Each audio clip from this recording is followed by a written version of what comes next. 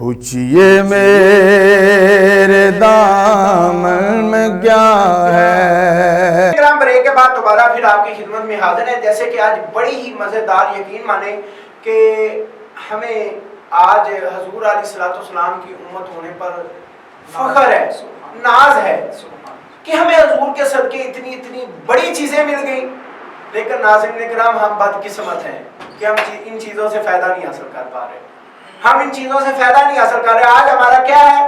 اعتکاف ہم نے بیٹھنا ہے، لیکن ہم نے کام سے جان چھڑانی ہے، ہم نے تعلیم سے جان چھڑانی ہے، لیکن ہم نے موبائل بھی پاس رکھنا ہے۔ نہیں جی، موبائل کی ضرورت ہے جی، ٹائم دیکھنا ہے بھائی، یہ بہانے ہیں، ٹائم کی ضرورت نہیں ہے آپ کو۔ آپ مسجد میں بیٹھے ہیں، مسجد میں ٹائم کلاک بھی لگا ہوا ہے، آپ یہ بہانہ بنا کر موبائل نہیں رکھ سکتے کہ ہم نے ٹائم دیکھنا ہے، یہ بہانہ بنا کر موبائل نہیں رکھ سکتے کہ ہم نے لائٹ کا استعمال کرنا، لائٹ چلی جائے گی تو ہم لائٹ چلائیں گے۔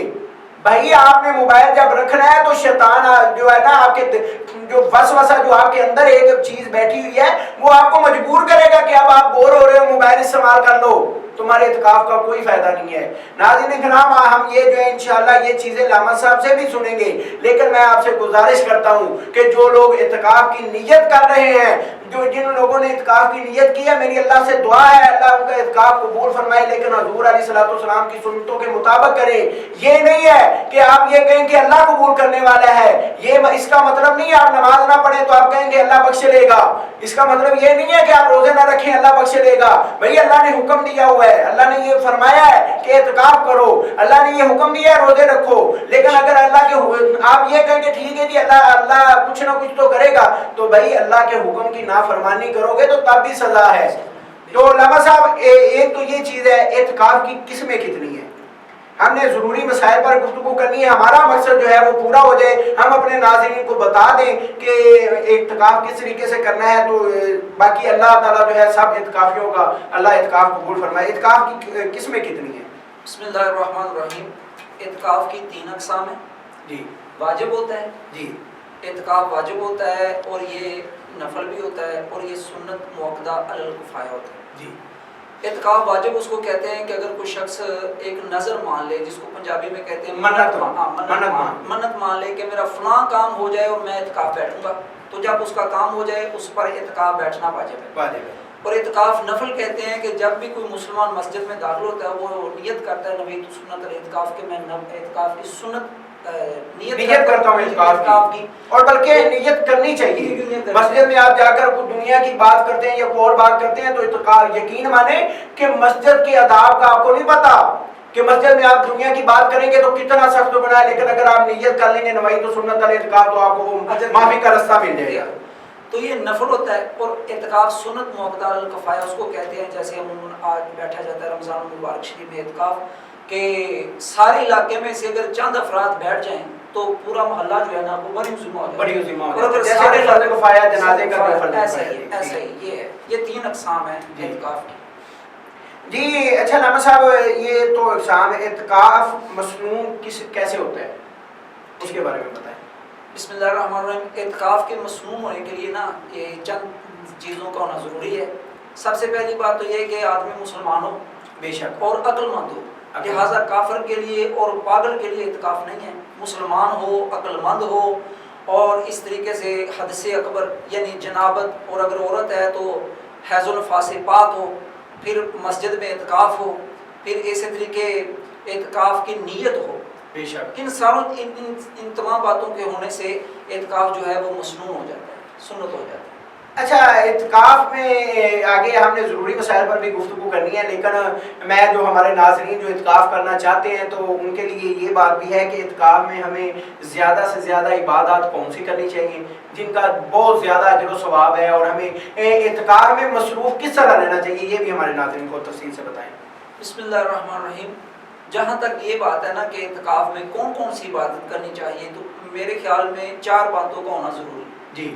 سب سے پہلی چیز تو یہ ہے کہ اعتکاف کی حالت میں اللہ تعالیٰ کا ذکر کیا جائے، بے شک، کیونکہ حدیث میں آتا ہے کہ جب مسلمان گناہ گاروں کو دوزخ میں پھینک دیا جائے گا نا، تو کفار جو جہنم میں ہوں گے وہ ان کو تانا دیں گے کہ ہم نے تو اللہ اور اس کے رسول صلی اللہ علیہ وسلم کو مانا نہیں، اور ہم اس لیے یہاں آئے۔ آپ نے تو اللہ اور اس کے رسول صلی اللہ علیہ وسلم کا کلمہ پڑھا، اس کے باوجود آپ جہنم میں ہمارے ساتھ ہیں، تو ہم میں اور آپ میں کیا فرق ہے؟ تو اللہ تعالیٰ کی ذات کو جلال آئے گا اور اللہ تعالیٰ ارشاد فرمائے گا اخرجوا من النار من ذاکرنی یوما، کہ ہر اس بندے کو جہنم سے باہر نکال دو جس نے مجھے ایک مرتبہ بھی یاد کیا ہو۔ سبحان اللہ، کیا بات ہے۔ بخاری شریف کی حدیث ہے کہ رسول اللہ صلی اللہ علیہ وسلم فرماتے ہیں، اللہ تعالیٰ ارشاد فرماتا ہے ان ذاکرنی فی نفسہ ذکرتہ فی نفسی، کہ اگر بندہ مجھے اکیلا یاد کرے تو میں بھی اس کو یاد کرتا ہوں، اور اگر وہ کسی مجلس میں بیٹھ کر مجھے یاد کرے تو میں اس سے بہتر مجلس میں اس کو یاد کرتا ہوں۔ لہٰذا اعتکاف کی حالت میں اللہ تعالیٰ کا جتنا ہو سکے ذکر کیا جائے۔ اور دوسری یہ چیز ہے کہ اعتکاف کی حالت میں درود و سلام پڑھا جائے۔ حدیث مبارکہ میں موجود ہے، آقا کریم صلی اللہ علیہ وسلم فرماتے ہیں من صلی علیہ صلاۃ واحدۃ صلی اللہ علیہ عشرہ، کہ جس نے مجھے پر ایک مرتبہ درود پڑھا اس پر اللہ 10 رحمتیں نازل فرمائے گا۔ سبحان اللہ۔ لہٰذا اعتکاف کی حالت میں درود و سلام کی کثرت کرنی چاہیے۔ پھر تیسری بات یہ ہے کہ اعتکاف کی حالت میں قرآن مجید کی تلاوت کرنی چاہیے۔ حدیث مبارکہ میں موجود ہے کہ من قرأ من القرآن حرفا فلہ عشر حسنات، کہ جس نے ایک حرف پڑھا قرآن مجید سے اس کو 10 نیکیاں دی جائیں گی۔ تو لہٰذا اعتکاف کی حالت میں قرآن مجید کی تلاوت کثرت کے ساتھ کرنی چاہیے۔ اور رمضان شریف میں تو یہ بڑھ جائیں گی نا، رمضان شریف 10 تو نیکیاں تو عام دنوں میں ہے، لیکن رمضان شریف میں تو یہ بڑھ جائے گی۔ اور چوتھی چیز یہ ہے کہ اعتکاف کی حالت میں جتنے ہو سکے نوافل ادا کیے جائیں، کیونکہ حدیث مبارکہ میں موجود ہے کہ اس مہینے میں نفل ادا کرنا رمضان کے علاوہ فرضوں کے برابر ہے۔ کہ ایک شخص رمضان کے علاوہ فرض ادا کرے اس کو جتنا ثواب ملے گا نا، اس مہینے میں جو نفل ادا کرے گا اس کو اس کے برابر ثواب دیا جائے گا۔ لہٰذا یہ 4 میرا خیال یہ ایسی باتیں ہیں کہ ان کے اوپر عمل کیا جائے تو درجات بلند ہو جائیں۔ جی بالکل ناظرین، جو عبادت ہے وہ کسی قسم کی بھی ہو، ذکر کی ہو، اللہ کی ہو، درود شریف کی ہو، قرآن پاک کی ہو، نوافل کی ہو، یہ نہیں سونے کی عبادت نہیں ہے۔ یہ نہیں ہے کہ ہم نے سونا ہے، سونا بھی ثواب ہے، اپنی نیند پوری کرنی چاہیے، لیکن ہمارا مقصد یہ ہے کہ ہم ان 10 دنوں میں رات کو قیام کریں، کیونکہ حضور نے فرمایا کہ ان تاک راتوں میں سے لیلۃ القدر کو تلاش کرو۔ ہم نے ان 10 دنوں میں لیلۃ القدر کو تلاش کرنا ہے۔ کیسے کرنا ہے؟ ہم رات کو قیام کریں گے۔ رات جی یہاں پر میں آپ کی جو آپ بات کر رہے ہیں جی، حدیث مبارکہ صحیح بخاری شریف کی حدیث ہے، حضرت سیدہ طیبہ طاہرہ ام المؤمنین سیدہ شصدیقہ رضی اللہ تعالیٰ عنہا فرماتی ہیں ان رسول اللہ صلی اللہ علیہ وسلم قال، کہ نبی کریم صلی اللہ علیہ وسلم کی ذات نے فرمایا تحروا لیلۃ القدر فی الوتر من العشر الاواخر من رمضان، کہ رمضان المبارک شریف کے آخری عشرہ میں تم لیلۃ القدر کو تلاش کرو۔ یہ جو آپ بات کر رہے ہیں یہ حدیث مبارکہ میں موجود ہے کہ آخری عشرہ میں لیلۃ القدر کو تلاش کرو۔ لہٰذا وہ اسی طریقے سے ملے گی کہ تلاش تب بھی ہوگی جب اگر ہم رات کو قیام کریں گے، رات کو ہم عبادت، اگر رات کو ہم سو جائیں گے تو لیلۃ القدر تو ہم جو ہے نا مس کر دیں گے، لیکن یہ اللہ تعالیٰ کا نظام قدرت ہے۔ اچھا نواز صاحب، ایک چیز یہ ہے کہ عورتوں کا اعتکاف کیسے، پھر آپ نے آگے مسائل پر بھی گفتگو کرنی ہے، عورتیں اعتکاف کیسے کرتی ہیں؟ اکثر یہ ہوتا ہے کہ گھروں میں عورتیں اعتکاف تو کر لیتی ہیں لیکن وہ کام بھی کرتی ہیں، تو یہ چیزیں آگے انشاءاللہ، لیکن اعتکاف عورتیں کر کیسے سکتی ہیں یہ بتائیں۔ بسم اللہ الرحمن الرحیم۔ سب سے پہلی بات تو یہ ہے کہ عموماً اس کے اوپر بہت نا ایک اختلاف کیا جاتا ہے کہ آیا کہ عورتیں مسجد میں اعتکاف کر سکتی ہیں یا نہیں کر سکتی۔ جو میں نے سٹارٹ میں آیت کریمہ پڑھی ہے نا کہ اللہ تعالیٰ فرماتا ہے وَلَا تُبَاشِرُوهُنَّ وَأَنْتُمْ عَاكِفُونَ فِي الْمَسَاجِدِ، کہ عورتوں کو ہاتھ نہ لگاؤ اور جب تم مسجدوں میں اعتکاف کرو۔ تو اس میں جو انتم ہے نا، یہ انتا انتما انتم ضمیریں جو ہوتی ہیں یہ انتم جمع مذکر حاضر کے لیے استعمال کی جاتی ہے، مردوں کے لیے استعمال کی جاتی ہے۔ تو یہ مردوں کے لیے حکم ہے قرآن مجید میں کہ وہ مسجد میں اعتکاف کریں، اور عورتوں کے لیے یہ حکم ہے کہ وہ گھر میں اعتکاف کریں۔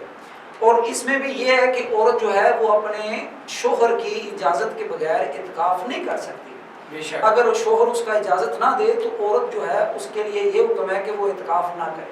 بے شک۔ تو یہ کہ اس میں پردے کا اہتمام کیا جائے، کام وغیرہ نہیں کرنے بلکہ مخصوص دنوں کے لیے اس نے بیٹھنا ہے، اور 10 دن جو ہے وہ بھی اس نے عبادت میں گزارنے ہیں۔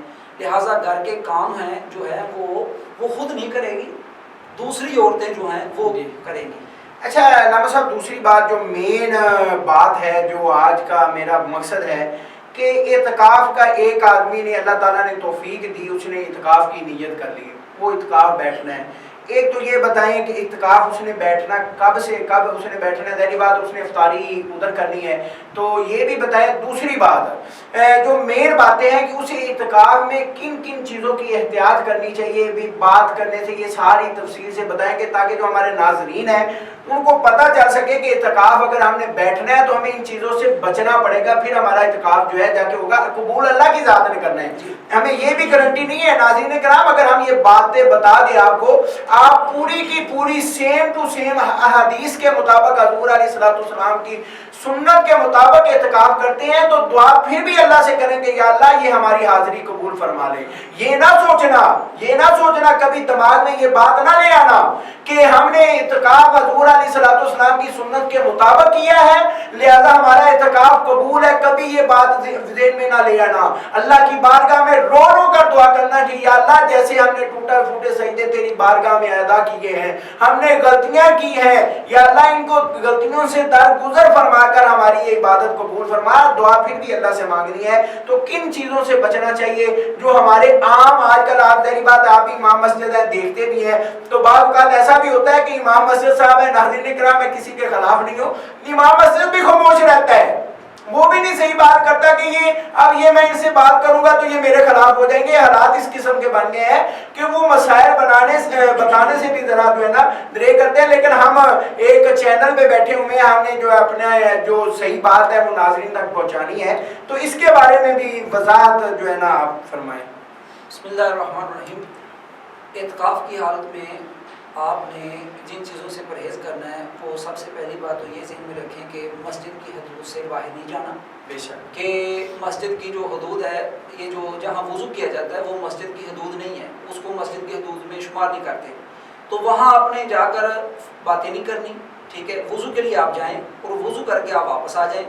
پھر حالت اعتکاف میں آپ نے فضول بےہودہ گفتگو سے پرہیز کرنا ہے، غیبت سے پرہیز کرنا ہے، جھوٹ سے پرہیز کرنا ہے۔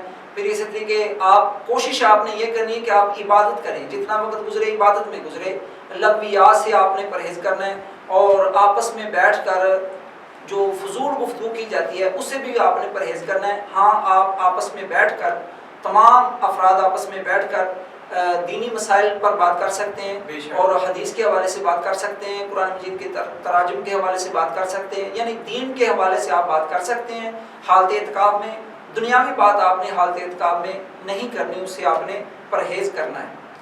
اور اسی طریقے حالت اعتکاف میں بعض لوگ جن کو کہتے ہیں کہ عادت ہوتی ہے وہ سگریٹ وغیرہ استعمال کرتے ہیں یا ہوکا وغیرہ پی لیتے ہیں، اس سے بھی پرہیز کرنا ہے، اور مسجد کے آداب کو ملحوظ خاطر رکھنا ہے، اور مسجد کے آداب پر ہر لحاظ سے آپ نے اس کا جو ہے نا وہ اپنی نظر میں رکھنا، آپ نے مسجد کے ادب کو ملحوظ خاطر رکھنا ہے کہ کسی طرح بھی مسجد کے آداب میں کمی بیشی نہ آ جائے۔ اچھا علامہ صاحب ایک بات یہ انشاءاللہ میں وہ بھی آپ سے جانیں گے، یہ بات حقیقت ہے ناظرین کرام، یہ بہت سارے مسائل ہیں جن سے ہمیں بچنا چاہیے، ہم نے بات نہیں کرنی۔ ہم دیکھیں اگر بیٹھے ہم اعتکاف ہے غیبت کر رہے ہیں تو ہمیں فائدہ کیا ملا، ہم بیٹھے اعتکاف ہے ہم جھوٹ بول رہے ہیں ہمیں کیا فائدہ ملا، ہم بیٹھے اعتکاف ہے ہم سگریٹ پی رہے ہیں۔ اکثر یہ ہوتا ہے کہ جو سگریٹ پینے والے ہوتے ہیں نا لوگ، وہ مسجد سے باہر جا کے سگریٹ پینا شروع کر دیتے ہیں، تو یہ اعتکاف کی شرائط سے باہر ہے، یہ اعتکاف نہیں ہے۔ تو ناظرین ابھی اس پر ہماری گفتگو جاری رہے گی، وقت کا چھوٹے سے بریک کے بعد دوبارہ پھر آپ کی خدمت میں حاضر ہوتے ہیں۔